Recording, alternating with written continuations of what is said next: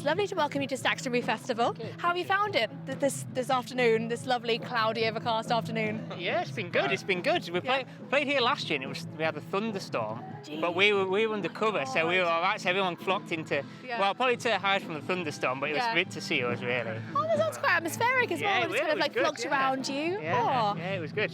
So and then we got the invite back for this year, and it's been brilliant. Really good. Yeah, enjoyed it. Can I go around and introduce you guys? Just get you guys to mention who you are, what you do in the band, tell us a little bit about yourselves, if that's okay.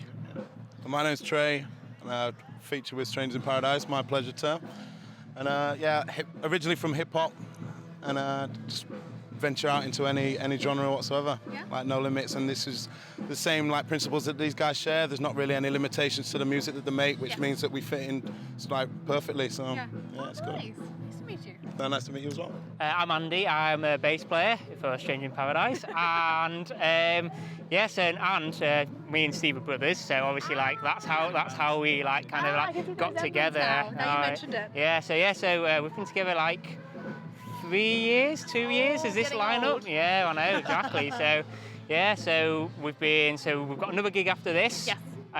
Weatherby Food Festival. I think a guy actually came down to the front of the stage and had a big Weatherby Food Festival sign saying, "Oh, we'll see you next week." So Looking forward to it. You clearly your reputation precedes you. Well, probably, hopefully.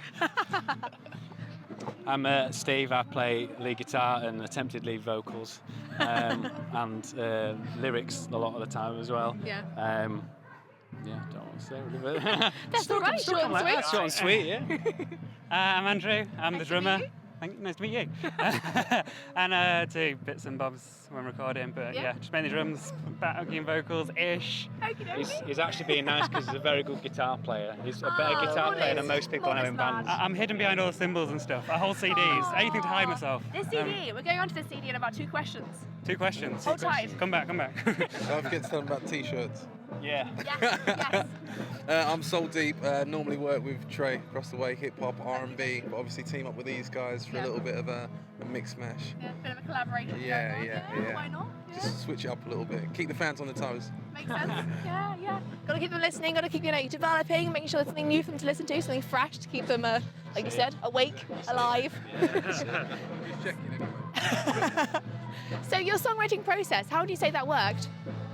I would say Steve usually comes in with like a sound like that kind of the bass of a song, and then he'll come into us and say, "Oh, what do you think to this?" And then we'll change it around. And I think recently we've been doing a lot of lyric writing together at practices, and which takes it off me a bit because the first EP was that I wrote all the songs in my bedroom and took it. And it's just me and Andy actually for the first one. So tried to play everything between us, and Dan as well, Dan Meisen from Active Audio, big shout out. He helps us lots. Big shout. But I think with songs we try not to. I mean. I don't know if you noticed, but we try to avoid like the sort of chord change, like the typical kind of indie thing where you just switch it about. But we try to switch it about a bit and bring the hip hop influences and the soul influence and stuff like that. Nice. So sometimes we think this is blatantly a track that Trey's going to be on, so we'll leave a gap, leave like 16 bars for him and let him do his thing.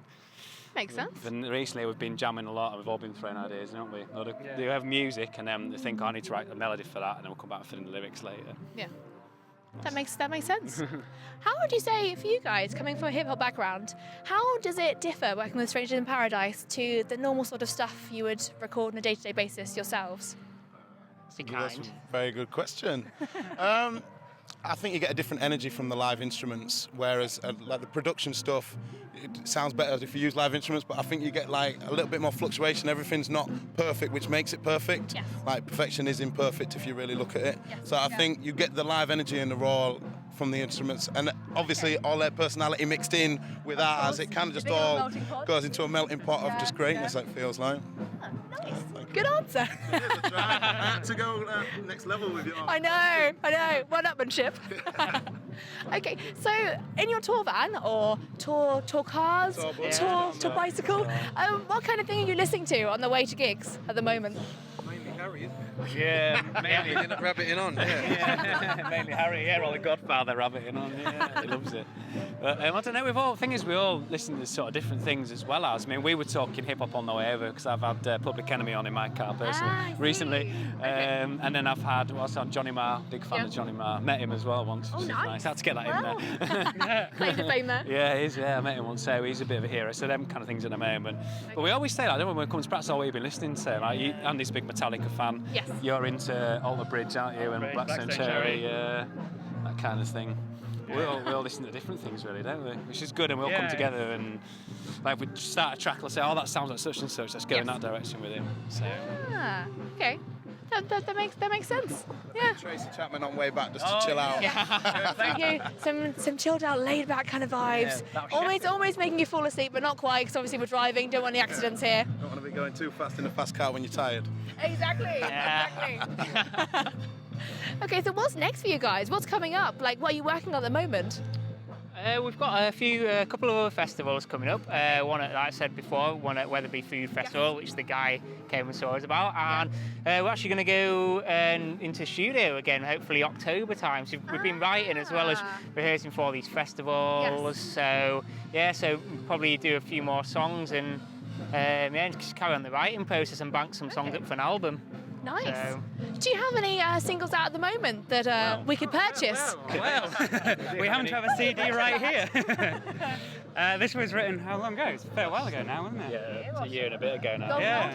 So we try every year trying to hop back into the studio and create some more. But this is the first one with me officially with these guys. Yeah, it was. So I'm the newest member. Wow, what's it called? Weighted Possibility. Thank you. Okay, and where can we purchase that?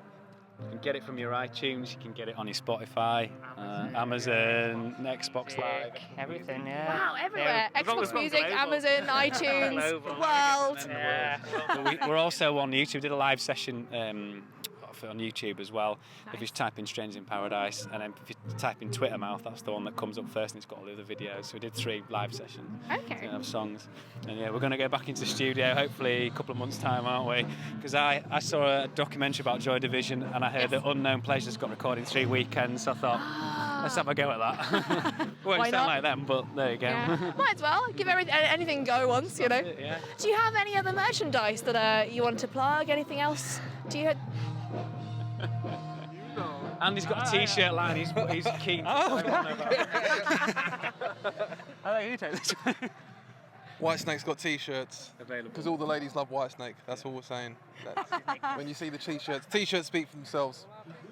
Next year at Staxtonbury, they'll be there, full line. Everyone will be helping. Everyone. So make sure you're down at Staxtonbury next year. Okay, so you're trendsetters essentially. Get your T-shirts early, basically. I would never claim to be a trendsetter. Whitesnake is the trendsetter. I made a trendsetter.